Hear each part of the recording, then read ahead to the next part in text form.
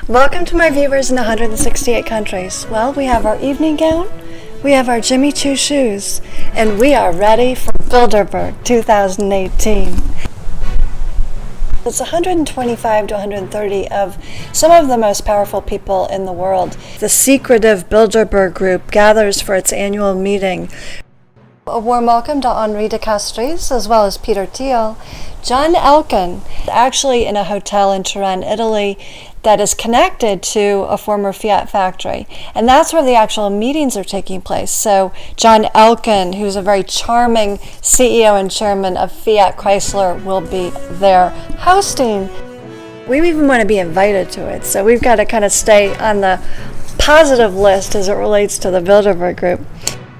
I was placed on the Thinkers 50 Guru Idol list for the world's top business thinkers for my thought leadership on the yin-yang of leadership. And we know how to make things happen because this year we see more women on the list. I'm actually launching an interview show to all the conferences ranging from Bilderberg to Davos to Cannes Lions to Consumer Electronics Show. So welcome to the King of the Netherlands. They hosted the first Bilderberg meeting in 1954.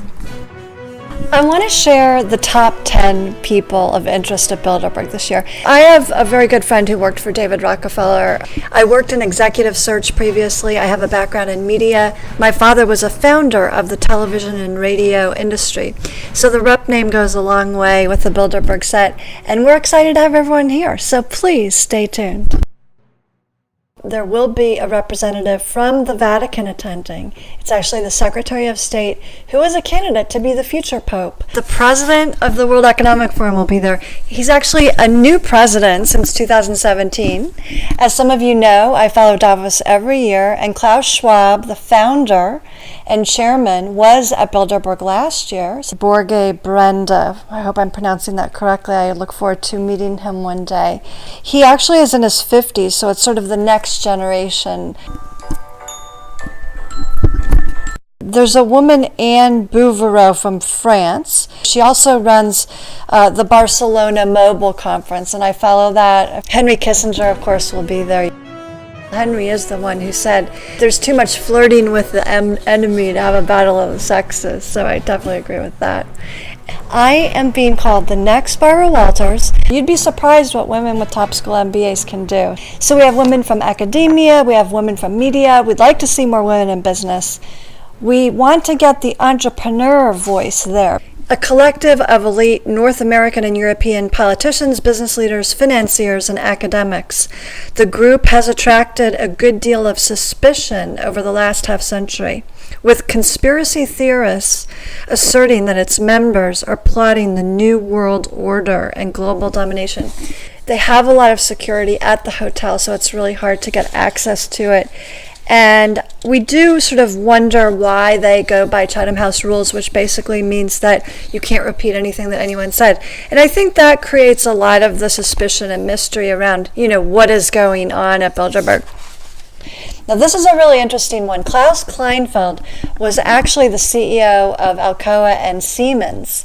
And I actually have a friend who I believe knows him.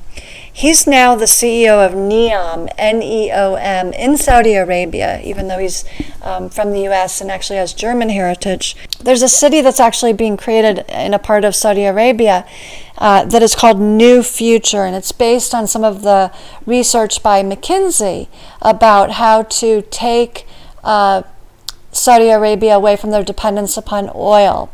And so this new city, if you will, Neom, is being created, and he's the CEO of the project, and it will be very much about wind and solar energy. It will be about robots delivering things, very much of a city of the future. So I encourage you all to look up the CEO of Neom, given that robots are going to be replacing some of those STEM jobs. We hope that those of us who majored in the liberal arts will be protected because robots can't do quite everything that we can do. I often make links that people don't see. And the topics for Bilderberg include the following: populism in Europe, the inequality challenge, the future of work, artificial intelligence, the U.S. before the midterm elections, free trade, U.S. world leadership, Russia, quantum computing, Saudi Arabia and Iran, the post-truth world, and current events. It's important to look at who's on the list as well as who's not on the list this year. John Hickenlooper, the governor of Colorado, will be attending. That is interesting because Bilderberg often does invite governors who may become the next presidential candidate. And we have read that the governor of Colorado may be a Democratic candidate for the 2020 election, and that would be potentially challenging President Trump. The president of Turner International will be there. Now, they run CNN internationally, and I would encourage CNN and all the media to be more open-minded on politics, because I think people are looking for new ideas, new audiences, new commentators, new anchors, new interviewers, and we are excited to launch our interview show. They may have a lot of access to money, they may be wealthy, but they're not going to overthrow the world order as it is, because democracy is too important. I have been told by some of my European friends that CNN International is better and more objective in their coverage than it is here, interestingly, because Fox News is thriving compared to CNN. I'm always interested in who's who of the media that's going to be there.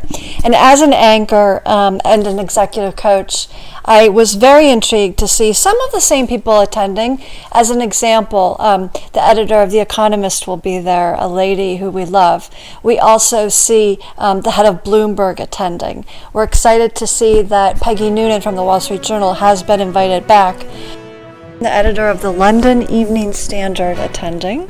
Female journalist from the Washington Post. The Financial Times is my favorite newspaper, and I've appeared in the FT Alphaville. We actually helped save Unilever. Excited to see Mark Rutte there, who is the Prime Minister of the Netherlands. Honor the Netherlands today with an orange dress. Honor the original Bilderberg location. So the first topic that they're going to discuss is actually populism in Europe. And I think it's really interesting that it's taking place in Italy this year. Of course, that was planned a while back. But it has been an election in Italy.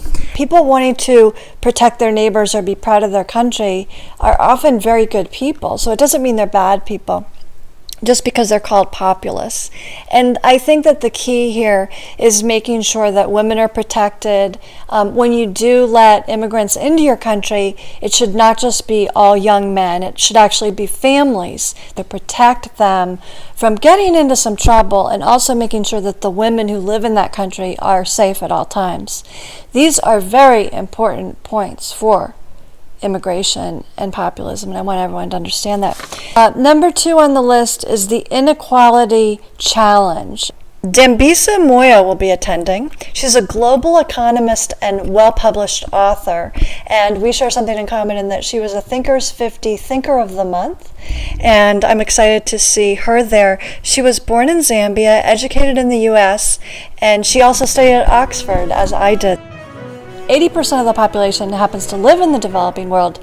We as Western women are very concerned about making sure that everyone has economic opportunity. I think women are very interested in the key topics like sustainability, conscious capitalism, flourishing business. And so the biggest economic opportunity to fight the inequality challenge is to invest in female entrepreneurs in the Western countries. And I'm with the Dalai Lama on that one, that the Western woman is going to help save this world. Amazing women with corporate backgrounds who have now turned entrepreneurs. So that's a real key market that we need to focus on. I wish that were on the list of topics for Bilderberg. Or Angel Investor Conference, Venture Capital, you name it, we need more of the feminine leader voice there. And we actually do see more women on the list of attendees at Bilderberg. So I think our videos are coming through loud and clear. Number 3 is the future of work. And of course, we see a number of people in the STEM area, internet, and especially AI, artificial intelligence, because there's a lot of discussion about how robots are going to impact the future of work. Indeed, I would say we need to have more arts, humanities, and history majors on executive row of all these companies. You need to have a holistic view when you create your robots, when you create your products and services. Artificial intelligence is indeed number 4 on the list. Harvard, MIT, Ethics and Governance. Bruno Patino will be attending, who is the Chief Content Officer of Arte France TV. Now that's about arts and culture, and I really like that element because in addition to the STEM majors, we're seeing quite a few philosophers, historians, and arts and culture people at Bilderberg, which I think is so important to blend all of those ideas together if you really do want to solve income inequality and focus on Renaissance type activities. You need very creative minds there. Number 5 is the U.S. before the midterm. So Charles Cook will be there from the U.S. He publishes the Cook Political Report. So he's very important as it relates to those U.S. midterm elections. And he has sort of the numbers and percentages on what's going on politically in the United States. James Fallows will be there. He writes for the Atlantic magazine, Slate, the New York Times, and the New Yorker. I'm a moderate, by the way. I voted for Obama, but I also voted for President Trump. The more open-minded you are, the more creativity you can offer to solving major issues. Trump has done a lot more for the economy in the sense that he's created jobs for families. He also has raised people's 401ks, which is a very important point because that allows people in business to invest in their businesses, people who are entrepreneurs to make more investment, and we'll have a much brighter future the more investment we make. Free trade is something that everyone has been talking about because of some of the changes that have been made by President Trump. Europe has been a little up in arms over some things that have been popping up here in the U.S. There's a lot of discussion around trade. How is it going to go? Who is it going to benefit? I think the key is to make sure it's a win-win for everyone. U.S. world leadership is number 7. I'll be curious what that means at Bilderberg because I know that the EU wants to have more control over the decisions that are made. We've seen that with the Paris Agreement and climate change. He's built a very strong bridge with leaders in China and Japan. Look what he's doing in Korea. I think he's showing strength, and I think he's showing a different way of conducting diplomatic relations. Number 8 is Russia. As I said last year, Donald Trump and Putin respect each other even though they disagree on a lot of issues, obviously. Very different mindsets. I don't believe that the Russian meddling in the election was anything that really changed the outcome. So there's going to be meddling in elections, right? But there's been way too much focus on this. And what we really need to do is get down to solving some of the serious challenges like the inequality challenge. And I think that the Bilderberg Group really needs to hear that. There are a lot of people who are interested in these topics of quantum computing. I think it's so important that we bring more objectivity to Silicon Valley. We have Jared Cohen attending. He's the founder and CEO at Jigsaw, which is part of Alphabet, which owns Google. I am a Mayflower descendant, and one of the reasons that the people boarded the Mayflower and made that brave voyage was for freedom of religion, freedom of speech, freedom of the press. These are all very much American values and so important. Saudi Arabia and Iran is a hot topic, and they're creating the city. That's very intriguing. So read up on that. Okay, number 11, the post-truth world. Now, post-truth basically means that it's based more on emotions versus facts. Okay, facts are always in the eye of the beholder, however. So you have a discussion at a cocktail party or a dinner party with a group of men versus a group of women. You're going to see different dynamics. And one of the reasons is because on their personality types, about 70% of women on average are feelers on Myers-Briggs, whereas in the male group, on average, 70% of men are thinkers. People that focus just on facts, they're sensors usually on Myers-Briggs. They might not see all the unconnected nuances like intuitives have, like me. And if you are a feeler, you may have more emotion in your observation of facts, as opposed to thinkers who may be too cold in their analysis of the facts. It really needs to have a lot more discussion by women to coach the men that the world is not just based on their interpretation of facts. The world is based also on emotion when it comes to women and families. Very important. We see some representation from Greece, both a politician there as well as a CEO. You know, Greece has had some struggling times, as has Italy economically, and Spain. But we do see representation from all of those countries at Bilderberg this year, which is very appropriate. There's a whole host of current events that the Bilderbergers are interested in. So, of course, that's the last topic. And I can imagine that it will be a jam-packed 3 days of a lot of discussion.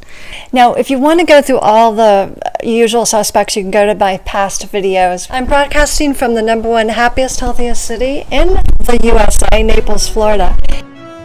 I would love to get the corporate sponsors, wealthy individuals, foundations, to sponsor my interview show, because I would like to interview the attendees of places like Bilderberg and Davos and Cannes Lions and Consumer Electronics Show, the movers and shakers. So we can come to you, you can come to me. Let's start that renaissance right now. Please contact me at parthenonadvisors.com. You can also find my profile on angel.co on Angel List. You can find me on LinkedIn. I'm at sandrarupp.com. I'm on Twitter at Exec Career Coach. And please subscribe on YouTube at Career Expert. Rather than reward people on number of views, to reward people on influence, because we're a micro-influencer channel. We have some of the most interesting CEOs, chief marketing officers, heads of countries, world leaders. One of my aunts was actually in Miss America. And in addition to loving swimsuits as well as evening gowns, she has one of the most beautiful hearts in the world. And I think that's why she made it to the Miss America contest. Leadership can look like this. Stay tuned. Love you all. Bye. I'm Sandra Rupp. I'd like to thank everyone for watching.